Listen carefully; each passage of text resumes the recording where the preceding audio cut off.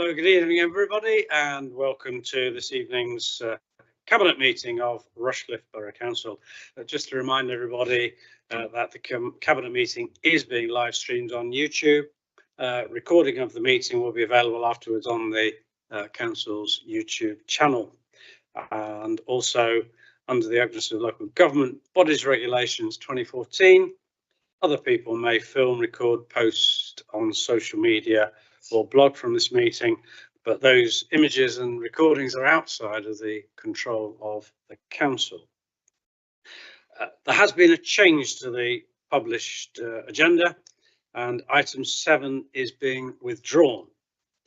Further information is required before the report can be considered to address concerns of stakeholders. A report on the LDO will now be brought to Cabinet in the next meeting on the 12th of May for consideration. So moving along, item 1, apologies for absence, we're all here. Item 2, any declarations of interest from anybody, pecuniary or non-pecuniary?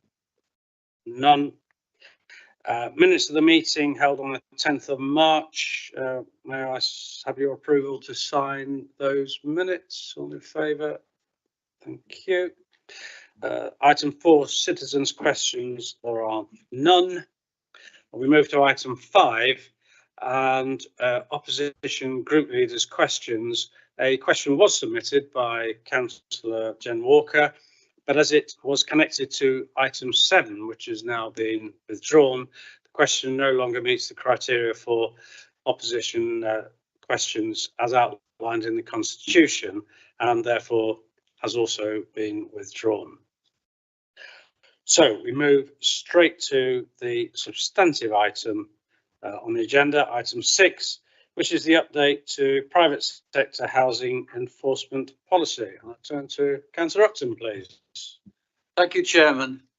This report asks Cabinet to consider and approve the adoption of a new housing enforcement policy for 2026 to 2031 and includes compliance with the Renters' Right Act 2025, which comes into force on the 1st of May this year. The details of the policy are set out in Appendix 1. The main changes are the end of Section 21 no-fault evictions, the introduction of assured periodic tenancies with no fixed end date to replace short-hold tenancies, rent increases limited to once a year in line with the market rate with at least 2 months' notice, the end to discrimination against renters who have children or receive benefits, and the landlord cannot unreasonably refuse a tenant's request to have a pet. The policy gives information on how this council intends to enforce compliance with the legislation, including housing conditions in the private sector and in the registered provider properties, social housing, and landlords' obligations in the private rented sector, for instance, for houses in multiple occupation or HMOs and mobile home sites. This updated policy retains all the existing Housing Act 2004 licensing, public health and environmental health enforcement processes from the version approved in 2004, and it remains part of the Council's corporate enforcement policy that was adopted on the 14th of February 2023. So, Chairman, I propose that the Cabinet accepts the recommendations set out on the first page of the report in paragraph 2, namely Cabinet adopts the new housing enforcement policy 2026 to 31, Appendix 1, to take effect from the 15th of April 2026, and B, gives delegated authority to the Director for Neighbourhood to make minor changes to the adopted policy to comply with legislation, guidance and good practice. Thank you, Chairman.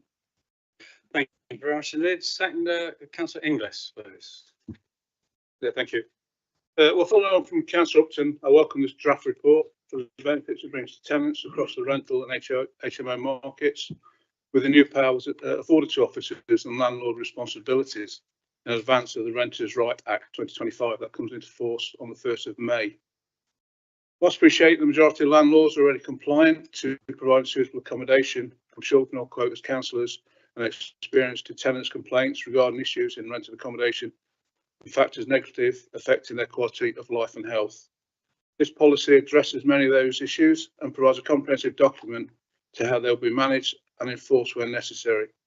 As in 7.3 of the report, I consider it is essential that the policy is adopted to align with the new legislation to come in effect for the 1st of May this year. So I have no hesitation in seconding both recommendations in section 9. That's both A and B.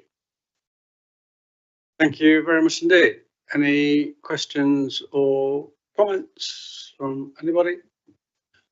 No, so it has been moved and seconded. All those in favour, please. And that is unanimous. As I stated earlier, the other item has been withdrawn. Therefore, that completes the agenda, and therefore I declare the meeting closed. Thank you.